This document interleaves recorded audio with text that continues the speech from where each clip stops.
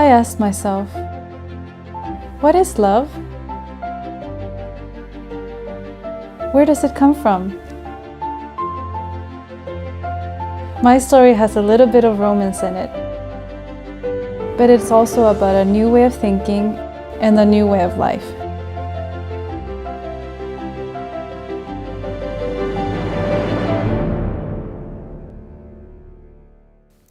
My name is Cacyne. My parents are from Chile.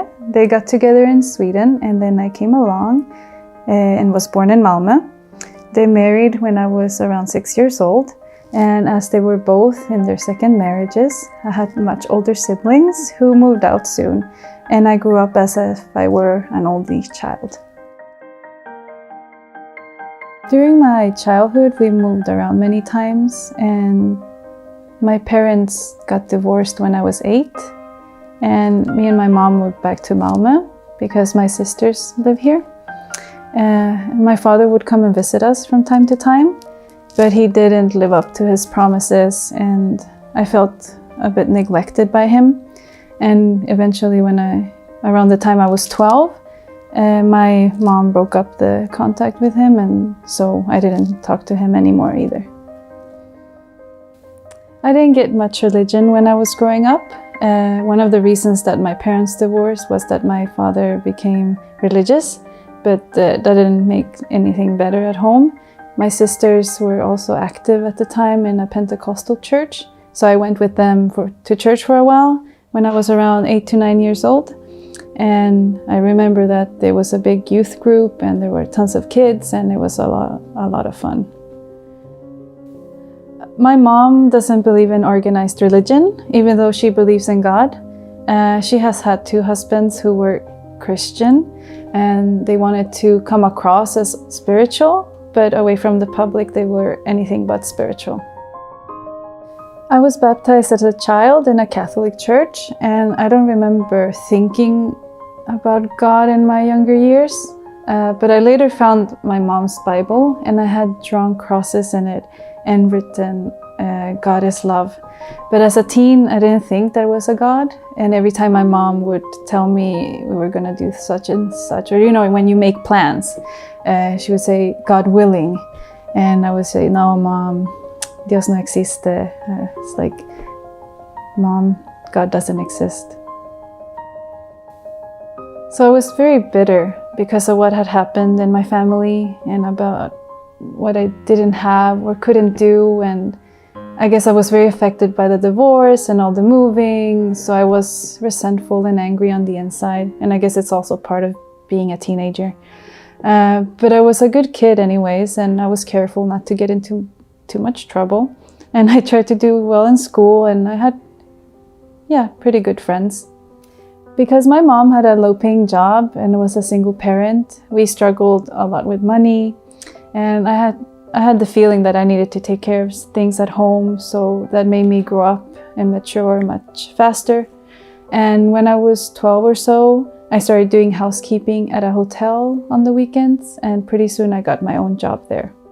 I wanted to help out with breakfast at the hotel, and soon I started to work in the kitchen. And by the time I was 16, I was in charge of the breakfast on the weekends, and I kept working there throughout high school. I was even working there during weekdays and on my holidays, so I worked pretty hard. Eventually, I got a job at a cafe in Copenhagen, and soon after, I met a guy from El Salvador and we started dating. We fell in love, and after a few months, he had to go back to his country to sort out some paperwork. While he was gone, my sister invited me to some Bible studies, and they were especially for young people, so I went. And there I met some special people like Don and Andrea Milares and Jonathan Carlson and others. And the studies were about relationships and marriage. They talked about how God in Jesus offered his life for humanity because he loves us so much. And I learned that he wants to have a relationship with us where we respond back in love to him. He wants to be with us forever. Marriage should be the same. A relationship that lasts throughout life, where 2 people love one another and are faithful and willing to sacrifice for the other. And I thought this was wonderful. Before this, I didn't believe much in marriage, and I thought that we could just live together, and there's no need to sign a paper, and we can just be with each other for the rest of our lives.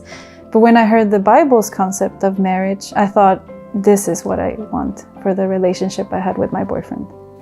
I liked the thought of us being one, and I was so in love with my boyfriend, and I yearned for this kind of permanent relationship that comes from God. And this was such a beautiful ideal, and it made so much sense that I thought it cannot come from somewhere on earth. It must be supernatural. So I came to the conclusion that God must be real. My sister, who had already started going to church by this time, invited me to go with her. And I was curious, so I went, and I really liked it and enjoyed it, so I kept on going.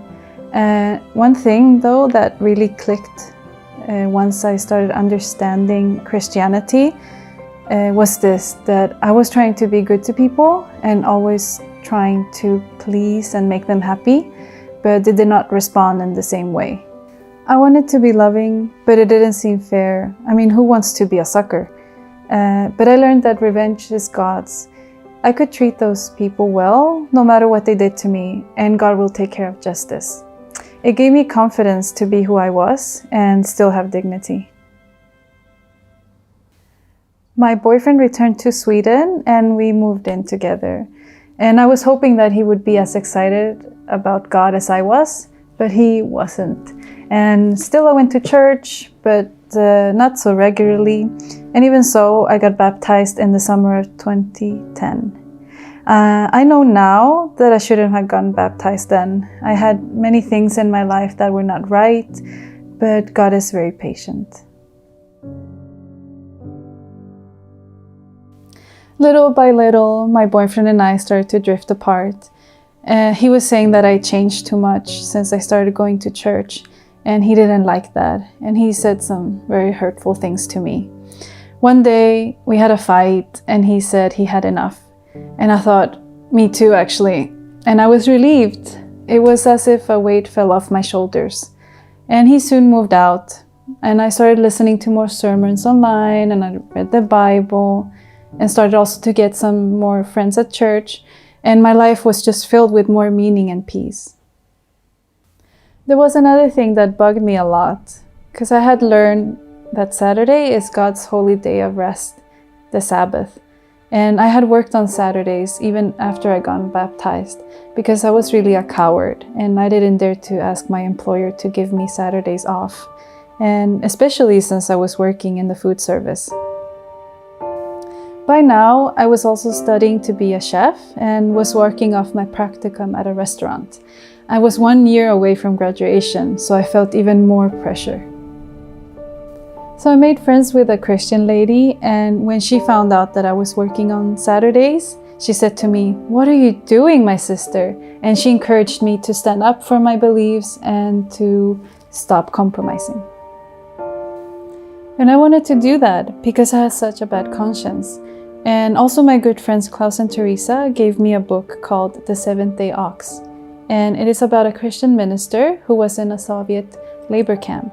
And even though he faced tremendous challenges, God worked a miracle for him to be able to keep the Sabbath. So I explained the situation to my boss, and he arranged for me to take every other Saturday off. And he said to me, "This is the best I can do. Don't be stupid and ruin your career." And my colleagues were also putting pressure on me to come to work as usual. The Saturday when I was supposed to work, I said to myself, I'm going to take my chances with God. I wrote a message to my boss saying, "I hope you understand why I'm doing this. I am ready to take the consequences for my actions." I turned off the phone and I went to church, and I spent the day there with my friends. I have not worked Saturdays since. The next day, I dreaded to go to work, and the chef there was very upset, and he punished me by asking me to do the most menial tasks. And I thought I would have to give up my schooling, but through a series of miracles, my counselor reassigned me to the school cafeteria, where I would only work weekdays. Eventually, I was able to get a well-paying internship at another restaurant. I got Saturdays off and managed to put away money for some travel plans. And not only did I graduate from chef school, but I was also able to get some amazing work and study and missionary experiences in Finland, the US, Brazil, Sweden, Norway, and Greece. And the latest news is that I'm engaged to be married to a wonderful Christian guy. And I'm convinced that it is only by making God the foundation of our marriage that it will have the best chances to last and blossom. God has been so good to me, and everything that I thought I had lost has been replaced with something so much better. And I have found true happiness and peace, and He is my Father, and so far, He has not let me down.